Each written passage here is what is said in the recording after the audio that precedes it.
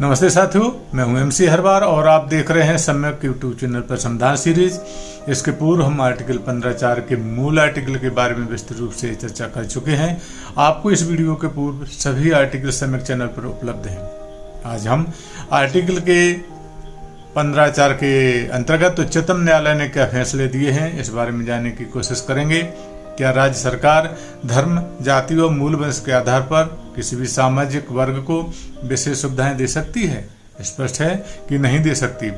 राज्य सरकार किसी भी वर्ग को जो सामाजिक एवं शैक्षणिक दृष्टि से पिछड़ा है उसे आर्टिकल 15(4) के अंतर्गत विशेष प्रावधान करते हुए सुविधाएं दे सकती है। ऐसा ही उच्चतम न्यायालय द्वारा बालाजी बनाम मैसूर राज्य 1963 में दिए गए उच्चतम न्यायालय के फैसले को आज हम जानने की कोशिश करेंगे। 1963 में मैसूर राज्य ने मेडिकल और इंजीनियरिंग कॉलेजों में प्रवेश हेतु पिछड़े वर्गों के लिए स्थानों का आरक्षण किया, जो इस प्रकार था। पिछड़े वर्गों के लिए 28%, अधिक पिछड़े वर्गों के लिए 22%, अनुसूचित जातियों और जनजातियों के लिए 18%। इस प्रकार कुल मिलाकर 68% स्थान उपयुक्त वर्गों के लिए आरक्षित किए गए, लेकिन जो योग्य छात्र थे वह प्रवेश से वंचित रह गए।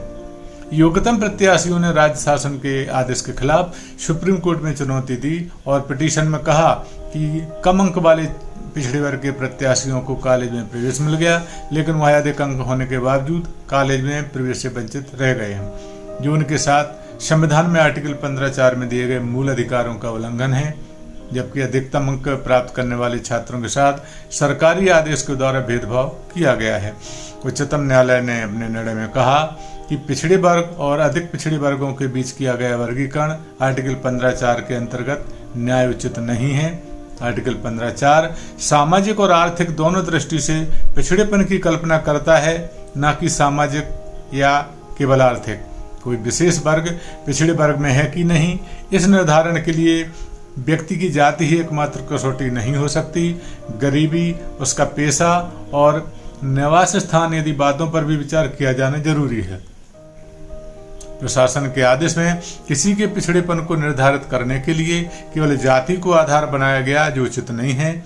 मैसूर राज्य द्वारा बनाए गए तरीके के परिणाम स्वरूप पिछड़े वर्गों की सूची में उन सभी जातियों और समुदाय को सम्मिलित किया गया था जिनके विद्यार्थियों की संख्या का औसत प्रति 1000 सरकारी औसत से कुछ ऊपर था।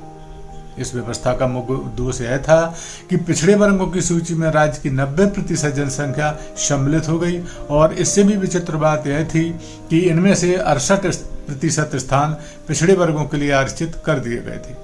उच्चतम न्यायालय ने यह निर्णय दिया, इस प्रकार की जनसंख्या के अधिकतम भाग को पिछड़े वर्गों में शामिल करना न्याय उचित नहीं है और यह अनुच्छेद 15(4) का सरासर अतिक्रमण है।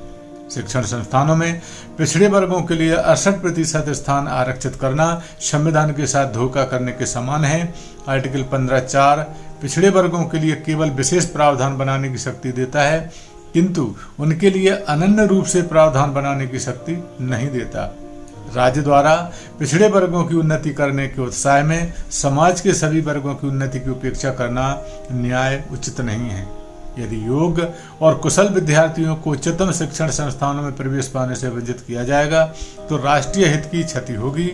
न्यायालय ने यह भी कहा कि इस प्रकार के विशेष प्रावधान राज्य की कुल जनसंख्या के 50% से अधिक लोगों के लिए नहीं होने चाहिए, और इस प्रकार उच्चतम न्यायालय ने मैसूर राज्य के द्वारा जारी किए गए आदेश को असंवैधानिक बताया और पिटीशनर द्वारा मैसूर राज्य के खिलाफ दायर की गई पिटीशन को स्वीकार कर लिया।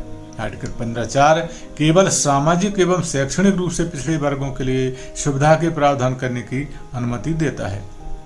तो इस प्रकार यह थी संविधान के आर्टिकल 15(4) के अंतर्गत दिए गए बालाजी बनाम मैसूर राज्य प्रकरण में उच्चतम न्यायालय द्वारा सुनाए गए फैसले की जानकारी, जो आपकी ओर प्रस्तुत की गई है। जल्दी ही हम आपके संविधान के आर्टिकल 15(4) के अंतर्गत उच्चतम न्यायालय द्वारा दिया गया बहुचर्चित फैसला इंदिरा साहनी प्रकरण को विस्तार के रूप में लेकर हम पुनः उपस्थित होंगे। आपको वीडियो कैसा लगा? यदि अच्छा एवं उपयोगी लगा हो तो कृपया सब्सक्राइब कर बेल आइकन पर बटन दबाएं, जिससे आने वाले वीडियो के नोटिफिकेशन आपको पहुंच सकें। तथा साथ में बॉक्स में कमेंट भी दें। हमें फेसबुक, टेलीग्राम, इंस्टाग्राम पर लाइक, शेयर और फॉलो करें।